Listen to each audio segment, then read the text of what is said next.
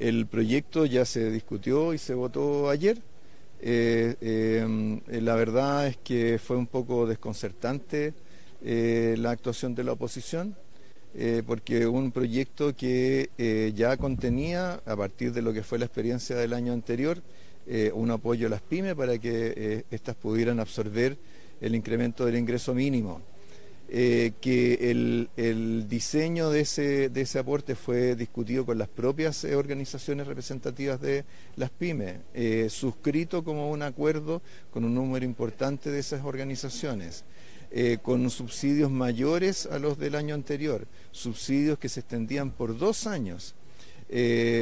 Subsidios que al mismo tiempo fueron objeto de mejoras y reforzamientos en el trámite parlamentario, y donde además en el trámite en el propio Senado la misma oposición pidió ajustes que permitieran aumentar la cobertura, cosa que fue acogida por el Ejecutivo e incorporado mediante indicaciones después de todo ese proceso.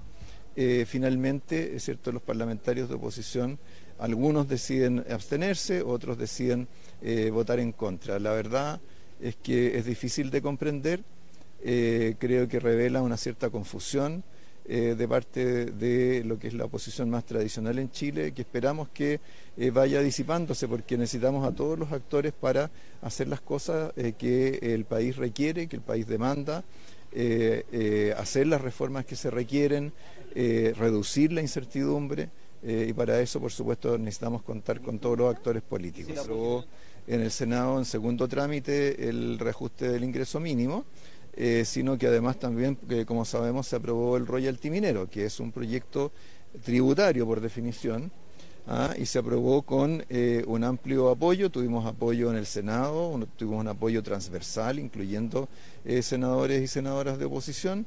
Luego en la Cámara de Diputados también tuvimos un apoyo bastante amplio, así que creo que el ejemplo del royalty minero es que con diálogo, con los actores de la propia industria, con diálogo con los parlamentarios, con disposición a incorporar innovaciones en los proyectos, se puede llegar bastante lejos y se pueden materializar estos proyectos, ¿eh? Así que yo diría que tenemos que dejar atrás la etapa de los emplazamientos, de las líneas rojas, de las descalificaciones, de los prejuicios y sobre todo de las postergaciones de decisiones. Yo creo que los chilenos y chilenas, después de 4 años de incertidumbre, quieren que las cosas se resuelvan de una vez, que no estén continuamente dándose vuelta, ¿ah? Y creo, y claramente el gobierno está en esa disposición y esperamos que esa disposición tenga, es cierto, una respuesta equivalente de parte de todos los sectores políticos. La reunión que tuvimos con los presidentes de Renovación Nacional y de la UDI permitió completar la ronda de consultas que hicimos con todos los sectores políticos. Previamente nos habíamos reunido con presidentes de partidos de las alianzas de gobierno, nos reunimos con el Partido de la Gente, con demócratas, con el Partido Republicano, y solamente nos faltaba Renovación Nacional, la UDI y Evópoli. Con eso hemos completado esa ronda.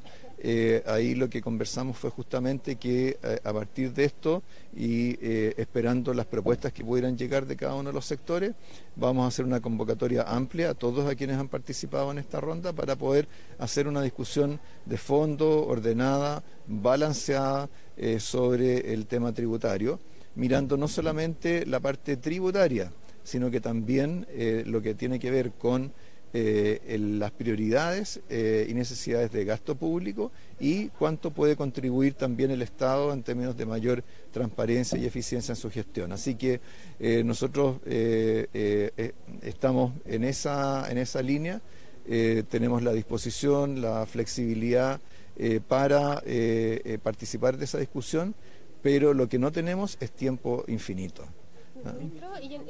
Bueno, en todo lo que fue la discusión del royalty se hizo mucho análisis comparativo con otros países. Mucho de ese análisis estuvo basado en la carga tributaria total, o sea, combinando distintos impuestos, y fue a raíz de eso que en el proyecto se incorporó esta norma con un límite a la carga tributaria total, incluyendo impuestos de primera categoría, ¿cierto?, las utilidades de las empresas, impuesto adicional a la distribución, a las utilidades distribuidas y el propio royalty.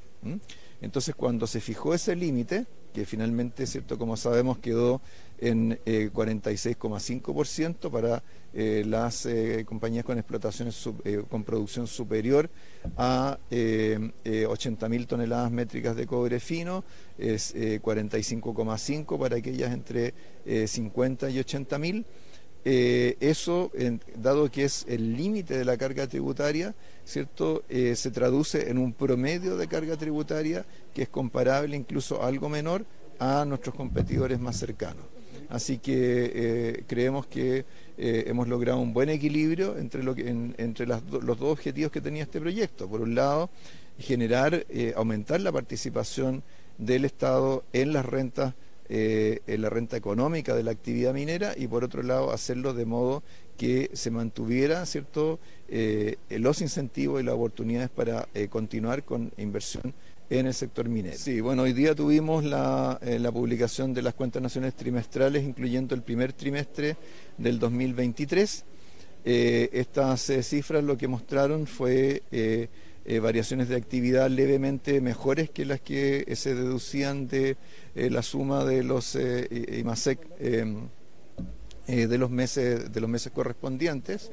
Esto redunda en una caída en 12 meses de 0,6% en términos reales, y un crecimiento respecto del trimestre anterior de 0,8% para el PIB total y de 1,2% para el PIB no minero.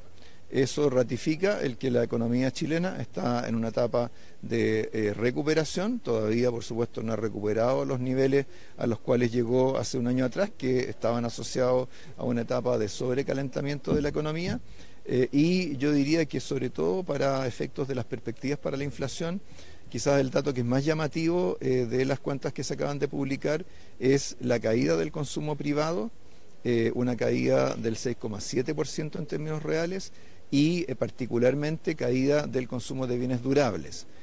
¿Por qué este dato es importante? Porque las presiones inflacionarias en Chile que hemos tenido por el lado de la demanda provinieron precisamente de la sobreexpansión del consumo que se produjo en el 2021 a raíz de los retiros de fondos de pensiones y las masivas transferencias fiscales. Por lo tanto, para controlar las presiones inflacionarias era importante que lográramos enfriar ese componente de la demanda. Creo que estas cifras lo que muestran es que ese proceso de ajuste ya se ha completado. El nivel de consumo privado al cual estamos llegando es equivalente al que teníamos antes del estallido social en el 2019. En el caso del consumo durable estamos por debajo de esos niveles, así que creo que la tarea, por el lado al menos de la demanda interna del consumo, ya se ha ido cumpliendo, y eso nos va a permitir que la inflación en los próximos meses siga cayendo, probablemente a un ritmo de 1 punto porcentual en la comparación en 12 meses cada mes, y terminemos el año con cifras de inflación probablemente inferiores al 5%. O sea, el gobierno incrementó la magnitud de los subsidios a través de un aumento de cobertura, que tiene un costo fiscal importante, cercano a 20.000 millones de pesos. Eso es lo que el Ejecutivo estaba en condiciones de hacer. Como digo, fue algo que planteó inicialmente la oposición a raíz de una presentación que hizo el exministro Briones, y por lo tanto el Ejecutivo considera que ya ha cumplido con esa solicitud, y por lo tanto lo que queda ahora es aprobar el proyecto de tal manera que las remuneraciones del mes de mayo alcancen a pagarse con el incremento del ingreso mínimo. Para eso, ¿cierto? Tenemos la votación en tercer trámite en la Cámara de Diputados el día lunes 29 de mayo. Gracias. Gracias.